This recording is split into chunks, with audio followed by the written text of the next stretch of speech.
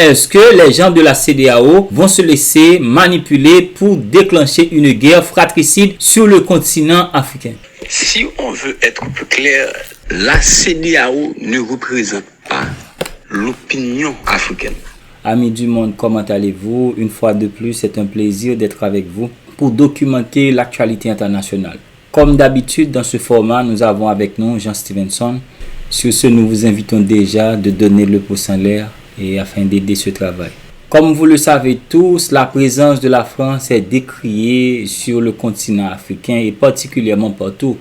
Même en Haïti, ce sentiment n'est pas loin de celui des Africains, car la politique française vis-à-vis des peuples noirs, vis-à-vis des populations nègres, n'est pas différente. Et même avec ses propres populations, regardez la Martinique, la Guadeloupe, il n'y a pas que l'Afrique que cette situation sévit. Même dans d'autres régions du monde où nous avons la présence de la France, c'est une politique universelle que la France a vis-à-vis des populations qui sont non européens ou bien non blancs. Comme nous venons de le dire, donc la présence de la France est décriée en Afrique, ce dont les dirigeants français refusent de regarder en face, d'admettre, ce qui pour le cas aurait servi à penser sur une autre approche vis-à-vis du continent africain. Ils préfèrent de se mentir, avouant à tout bout de champ qu'ils développent un partenariat gagnant-gagnant entre le continent africain et la France. Regardez bien les relations bilatérales entre la France et la majorité des pays en Afrique. La logique du franc CFA, dites dans vos yeux, mon Dieu, pas besoin de porter des lunettes. S'il y a un rapport gagnant-gagnant, le Niger c'est un exemple clair. Un pays qui fournit pratiquement un tiers de l'uranium importé par la France, il est en incapacité d'assumer 90% de sa production énergétique. Et la France, qui est l'un des pays leaders au monde en matière d'énergie nucléaire civile, n'a pas eu la bonne idée de songer à aider ce gouvernement, ce pays qui souffre énormément d'électricité, pour lui apporter un soutien. Il s'arrange préférablement de soutirer les mines, les richesses du continent pour le transporter dans son pays, sans lui apporter une aide particulière afin de l'aider à son autonomie en électricité. Et là, on ose parler de coopération gagnant-gagnant.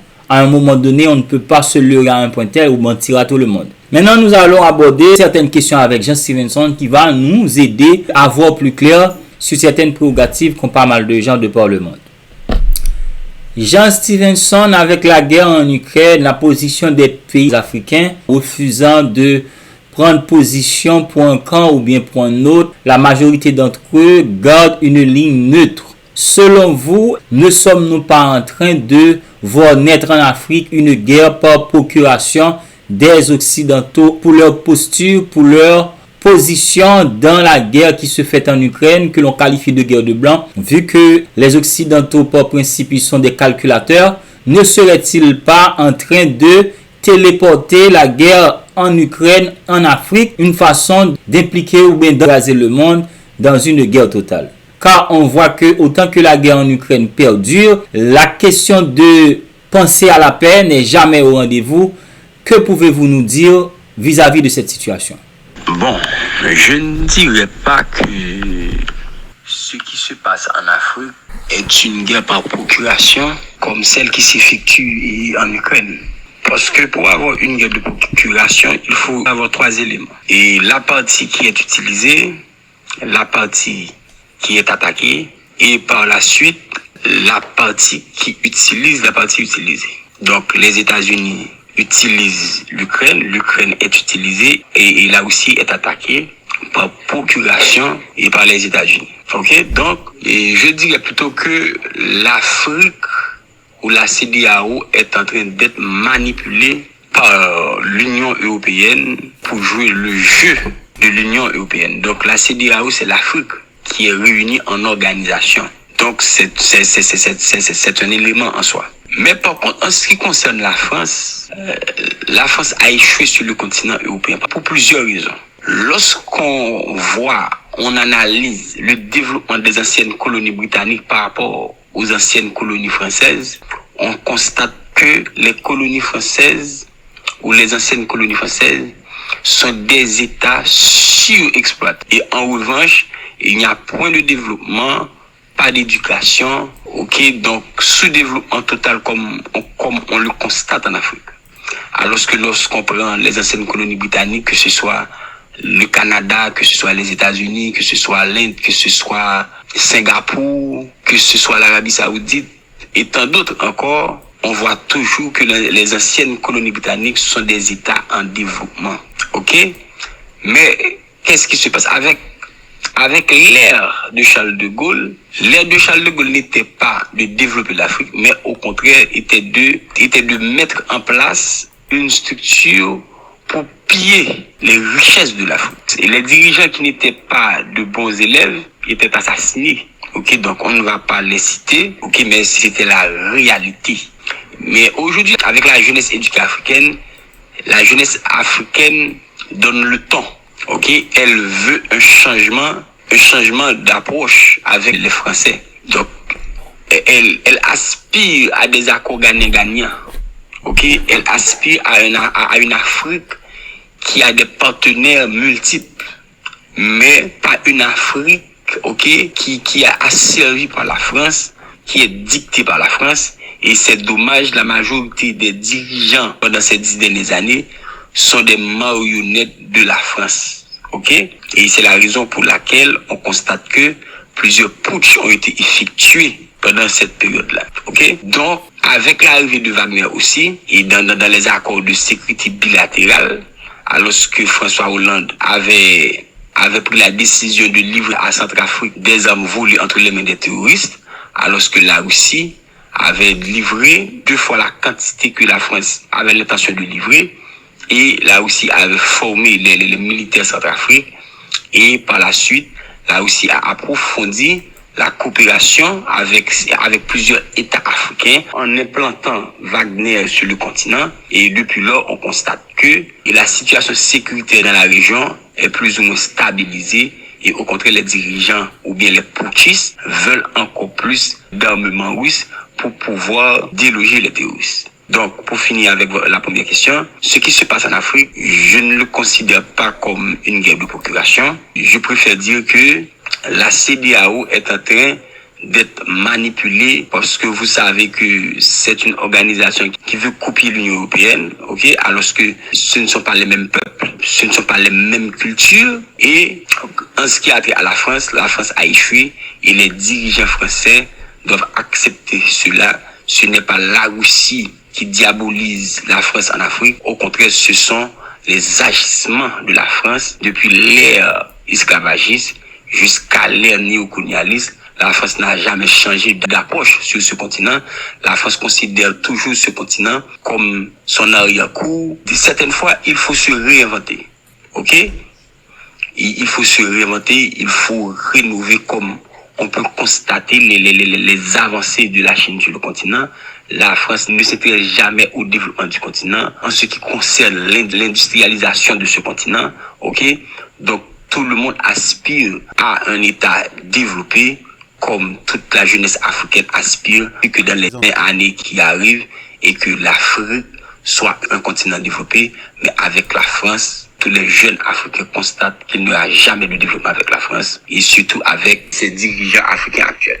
Ok, comme vous venez de le mentionner, en fait, on constate que la CEDEAO est en choupouette, elle est en pimpant, et dans son entêtement de déclencher une guerre ou d'aller rétablir la démocratie, un concept occidental, un concept qui, dans sa plénitude, a multiplié plus de 200 coups d'État de par le monde, a assassiné des dizaines de dirigeants africains. Est-ce que en plein 21e siècle, les dirigeants que nous avons encore en Afrique ou dans les pays noirs, ils sont naïfs à un point tel de comprendre que le jeu de la démocratie de par le monde, c'est une façon de dominer les peuples au bénéfice de certaines puissances dans le monde, et particulièrement ces mêmes puissances qui ont inventé ce concept à leur manière, toujours dans leur bénéfice. Maintenant, les dirigeants de la CEDEAO et particulièrement le Nigeria, nous voyons qui est plus royaliste que le roi, voulant en fait aller défendre les intérêts de la France et d'autres puissances. Ces dirigeants sont-ils vraiment prêts à aller assassiner leurs propres frères pour faire plaisir, pour faire le sale boulot pour la France et les États-Unis qui ont les mains et les pieds liés car ces pays, ils ont tellement dans le passé agi en toute impunité. Vu que la réalité du monde est en train de changer, ils ne peuvent se permettre de prendre le risque d'opérer un prochain assassinat après celui de Kadhafi impliquant la France et les États-Unis. Niger, c'est comme un piège pour eux. Ils le savent mieux que quiconque et maintenant ils ont cette volonté d'utiliser le marionnette qu'ils ont au Nigeria, le président nigérian, pour aller tuer leurs frères en Afrique. Maintenant, la question est la suivante. Le président nigérian ou les membres de la CEDEAO sont-ils aussi naïfs de se laisser prendre dans cette attrape-négo, dans ce piège, d'aller assassiner leurs propres frères dans une guerre où le peuple et les patriotes ont déjà pris leur position? Car en fait, ce coup de force qu'on a en Afrique, le peuple est du côté de l'armée. Puisque la démocratie, c'est le pouvoir du peuple, je crois que en fait, les pays occidentaux devraient s'en rendre compte que en fait, c'est fait. Le peuple et les patriotes ont parlé. Maintenant, votre marionnette, sa mission a pris fin, le peuple a compris. Il en a décidé autrement. Maintenant, est-ce que les gens de la CEDEAO vont se laisser manipuler pour déclencher une guerre fratricide sur le continent africain? Si on veut être plus clair, la CEDEAO ne représente pas l'opinion africaine. Mais la raison est très simple parce que la majorité des dirigeants présidents et de cette région ou de ce continent sont des gens qui ont été formés en Europe. Donc, puisqu'ils ont été formés en Europe, ils sont devenus des pions ou des outils de l'Europe à la tête des États en Afrique. Mais l'opinion publique ou l'opinion générale en Afrique contredit cette réalité. Et même les militaires et les politiques sont farouchement opposés à la soumission aux puissances occidentales. Et c'est la raison pour laquelle on peut constater plusieurs putschs ont été effectués en Afrique depuis environ 5 à 6 ans. Si la CEDEAO décide d'intervenir au Niger pour rétablir la démocratie, donc la CEDEAO va jouer sûrement et assurément le jeu de la France. Comme la France n'est plus en mesure d'intervenir militairement dans aucun endroit dans le monde, parce que c'est une puissance affaiblie, donc, vous l'aviez dit, la CEDEAO va jouer le jeu de la France, mais ce qui est très fragile pour le continent. Parce que une telle décision pourrait provoquer une guerre totale dans la région. Qu'est-ce qu'on constate? On constate que les deux chefs putschistes, à savoir Ibrahim Traoré et le dirigeant malien, ils disent clairement que si la CEDEAO attaque le Niger, cette attaque serait considérée comme une attaque contre leurs États. Donc, c'est dangereux pour le continent. Mais à mon avis, ça ne passera pas parce que l'Afrique n'est pas Haïti. Les peuples africains sont des peuples vraiment agités. Donc, une telle décision pourrait provoquer des manifestations dans toute la région. Si les manifestations s'enchaînent, il y aurait sûrement aussi des démissions par ces chefs d'État qui ont pris la décision d'intervenir et au Niger pour jouer le rôle des Occidentaux. Ce qui serait regrettable. Ok? Donc, je pense que la raison prendrait sûrement le dessus et la voix du peuple africain, une fois de plus, ok, et va se faire entendre et qu'une telle intervention n'aurait jamais lieu. Comme nous l'avions démontré la dernière fois, les puissances occidentales se sont livrées à une manière classique, une manière fallacieuse de détourner la volonté des peuples. Sur ce, ils prennent le contrôle des appareils électoraux et ils favorisent leurs marionnettes. À partir de cela, nous avons de par le monde, en Haïti comme en Afrique, des élections frauduleuses où nous nous rappelons en fait en Haïti, il y a déjà des années où la volonté ou le vote du peuple haïtien ne compte plus, rien qu'à l'aide d'un tweet. Plus d'État, c'est-à-dire il y a plus de... C'est effectivement après un tweet que ce gouvernement a été mis en place et la population aspire, parce qu'ils sont des humains. Ils ont envie, la plupart, de vivre dans une communauté, retrouver de l'école, de l'éducation, du lien social, une économie. Ou d'un coup de fil de la part de Washington est suffisant pour faire élire un marionnette à la tête de nos États, une façon de s'assurer de piller nos ressources dans nos sous-sols et aussi de faire en sorte que la volonté du peuple ne soit jamais entendue. Maintenant, à partir de cela, nous pouvons dire dans les pays avec l'influence de la démocratie occidentale, la majorité des élections que nous avons, ce sont des coups d'État électoraux. C'est-à-dire, ils ont manipulé, d'ailleurs même aux États-Unis, il serait bruit que les Russes arrivent à influencer des élections de la superpuissance mondiale. Donc une façon de vous dire que il n'y a absolument aucune garantie lorsque des pays impérialistes veulent orienter la tendance de l'opinion publique pour donner des coups d'État électoraux. Ce qui nous amène vite à poser cette question. Est-ce que nous pouvons qualifier de coup d'État lorsque de vaillants soldats patriotes décident de se ranger du côté du peuple pour défendre la souveraineté de leur pays et de faire en sorte que la richesse du Niger soit utilisée à bon escient au bénéfice du Niger, de sa population et du futur de sa jeunesse? Il n'y a pas de doute là-dessus. Ces dirigeants africains sont bien sûr des putschistes. Ok, ils ont effectué des coups d'État dans leur pays pour donner à leur nation ou à leur patrie la souveraineté tant espérée par leur peuple. Mais il faut comprendre que faire un coup d'État ou un putsch ne veut pas dire que ces militaires sont à l'opposé de la population.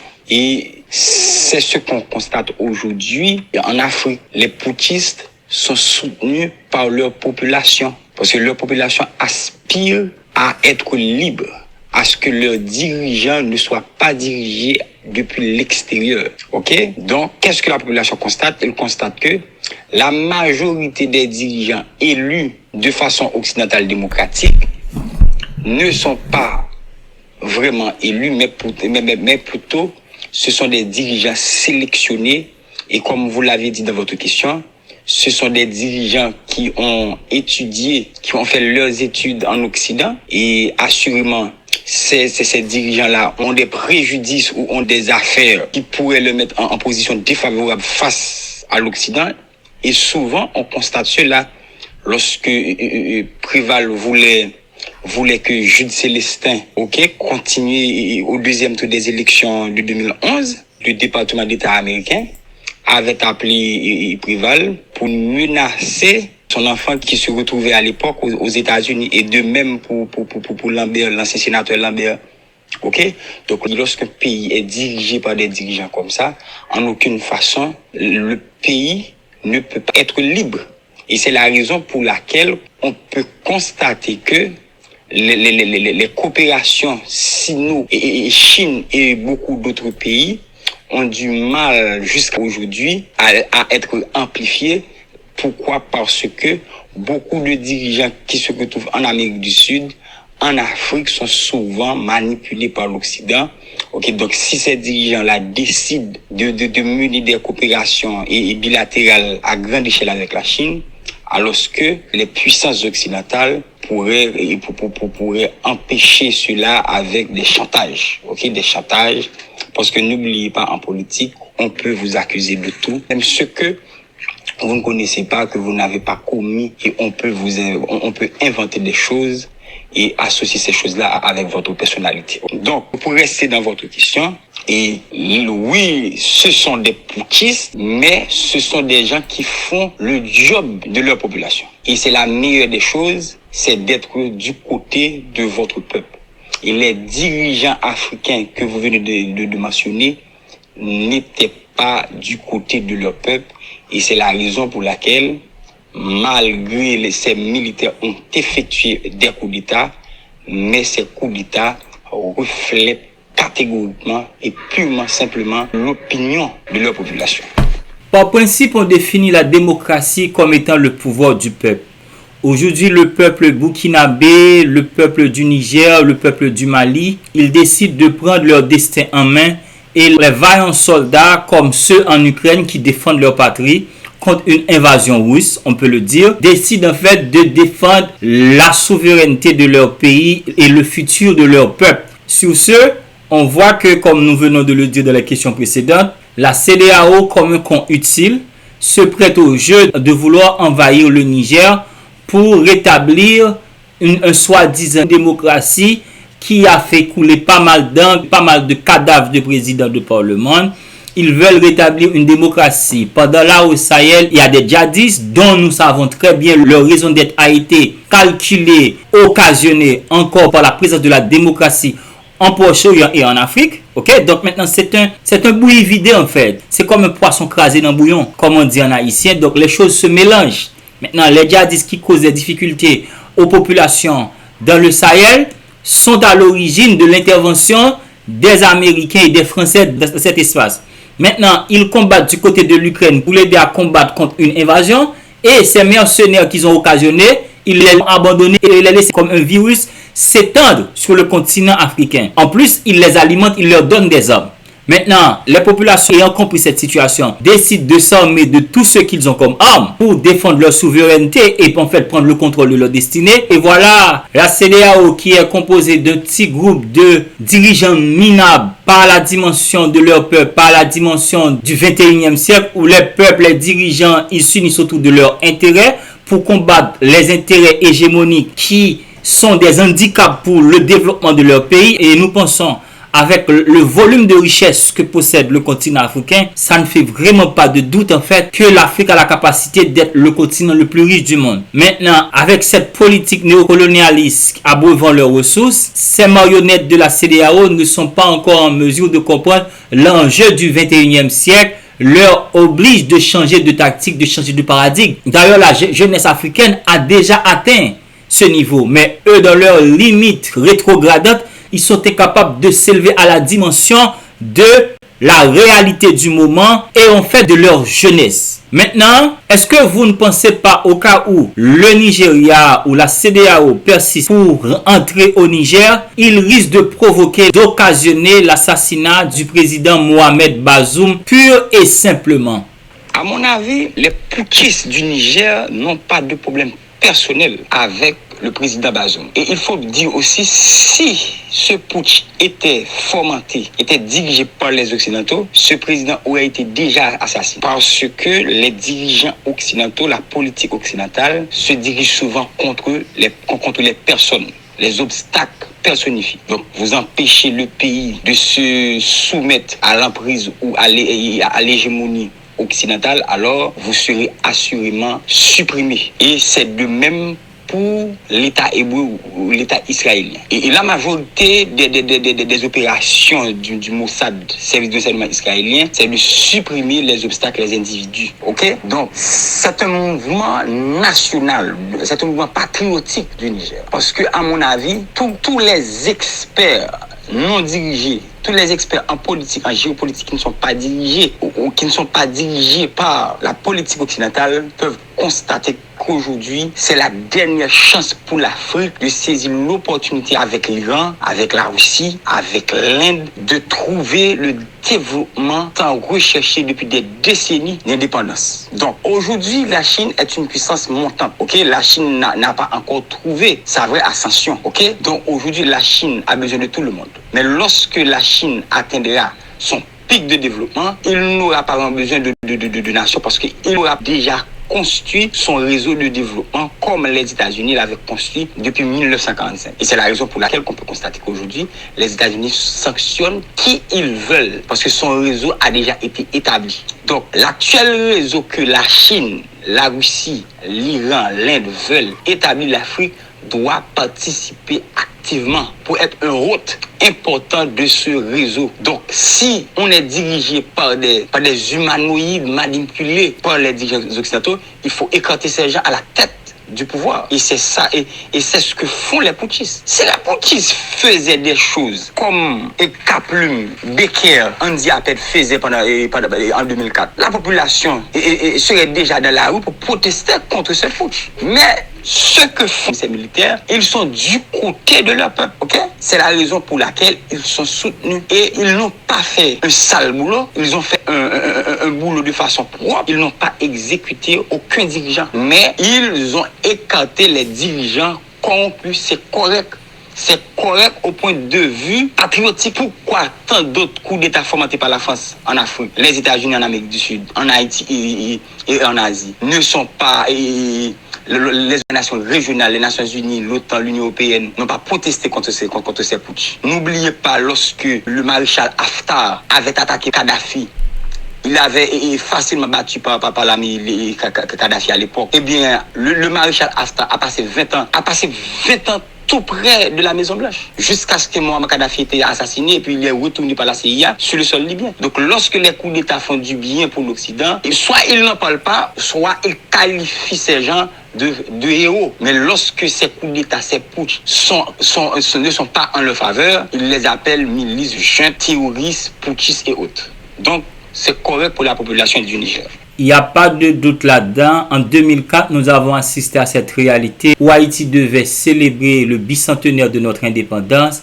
Eh bien, il y avait une coalition internationale composée de la France, les États-Unis et le Canada, une façon d'avorter cette situation. Et certains pays de l'Amérique latine étaient à notre côté. Le président Thabo Mbeki d'Afrique du Sud était là. D'autres dirigeants de l'Afrique. Il y a eu même Danny Glover, le fameux acteur. Il était là aussi dans cette célébration. Et en fait, en 2004, ils ont donné un coup d'État. Ils ont enlevé un président élu démocratiquement.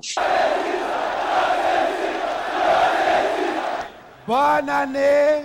Bonne année! 200e anniversaire, c'est l'année du 200e anniversaire de l'indépendance du pays. Aucun des pays dits amis, donc occidentaux, n'est venu célébrer l'indépendance d'Haïti en Haïti. Le Canada n'était pas là, la France n'y était pas, les États-Unis non plus. On a eu Monsieur Thabo Mbeki, président de l'Afrique du Sud, et Madame la Première Dame de l'Afrique du Sud, Excellence, Monsieur Perry Christie, Premier ministre de Bahamas. Et j'ai vu les personnes qui étaient là et qui célébraient l'indépendance du peuple haïtien avec le peuple haïtien. Donc on comprend ce qui se passe actuellement et pourquoi. Les Occidentaux avaient fait tout ce qui était en leur pouvoir pour que le président Jean-Bertrand Aristide ne célèbre pas le bicentenaire de l'indépendance d'Haïti, malgré déjà, et notre politique était déjà sous les bottes des Américains et des puissances occidentales, car Haïti c'est comme un cafard qu'ils veulent à tout moment écraser, car tout ce qui se passe en Afrique, généralement, lorsqu'on parle du panafricanisme, le panafricanisme est un embranchement de l'haïtianisme qui s'est subdivisé en deux branches. Panaméricanisme qui a commencé avec Simon Bolivar, Haïti, sous les ordres de Dessalines, malgré on l'a assassiné, ces ordres ont été perpétués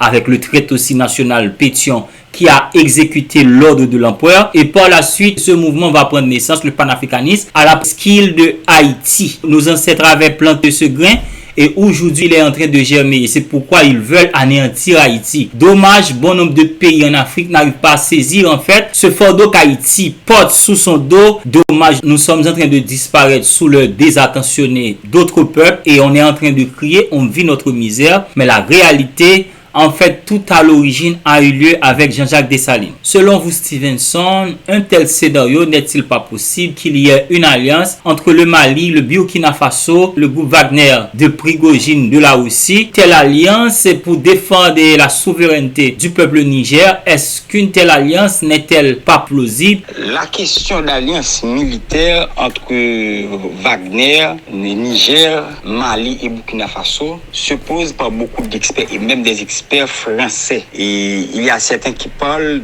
d'une probable confrontation entre l'armée française et Wagner dans cette région. Ok? Mais si la CEDEAO ose attaquer le Niger, on pourrait se retrouver dans la même situation lors de l'indépendance de l'Angola, lorsque l'armée cubaine, avait battu l'armée sud-africaine accompagnée de l'armée américaine à plusieurs reprises, jusqu'à ce que l'organisation régionale africaine d'alors avait ordonné à Cuba de se replier et sur l'île de Cuba, Donc, et à l'époque, ce n'était pas l'armée cubaine, mais c'était l'URSS qui s'était engagé dans plusieurs autres conflits. Donc, il avait livré des armements sophistiqués avec l'armée cubaine pour s'occuper de l'Angola.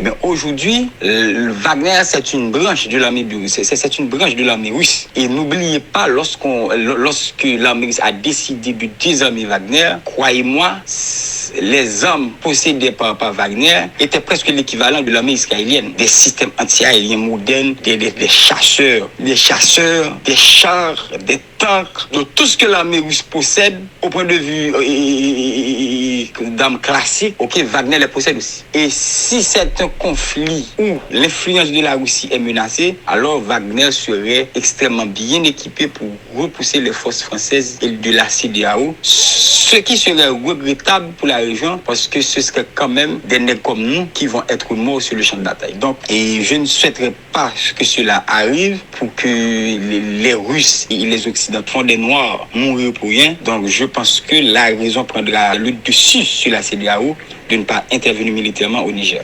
Ah, c'est bien dit. Eh bien, ok, merci Stevenson et merci à tous d'avoir suivi ce rubrique. L'objectif de cette émission, c'est d'essayer d'analyser cette situation avec une grille haïtienne.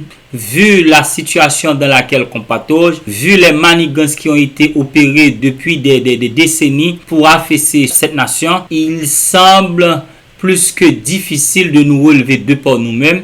Et s'il faut le faire, nous devons de toute façon comprendre ce qui se joue ailleurs, comprendre ce qui nous est arrivé et de prendre les mesures adéquates pour sortir de cette bouglio dans lequel on patauge. Sur ce, je dis merci à tous et à toutes qui assistaient à cette vidéo. Nous vous rappelons de peser le pouce bleu, de partager, commenter et aussi d'abonner au cas où ce n'est pas encore fait. On se revoit à la prochaine. C'était Philosophe Analphabète en compagnie de Stevenson sur la page de Affaires haïtiennes de Haïti Connexion. Aïe bobo.